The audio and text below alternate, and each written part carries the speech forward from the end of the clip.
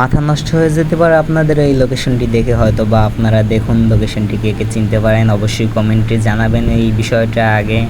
But এই লোকেশনটি আমি জানি অনেক মানুষই চিনেন, যেটা আমার বলতে হবে না, বাট সেটা কমেন্টে জানাবেন কারা কারা চিনেন। গাড়ির টান 40-এ থাকবে রাস্তায়, সমস্ত কিছুই লেখা, সমস্ত কিছু সৌন্দর্য ও ঐতিহাসিক নিয়েই এই জায়গাটি, সমস্ত স্মৃতি সমস্ত কিছুই আছে এই রাস্তায়। বাট আপনারা দেখুন লোকেশনটি, কমেন্টে অবশ্যই জানাবেন কারা কারা চিনেন।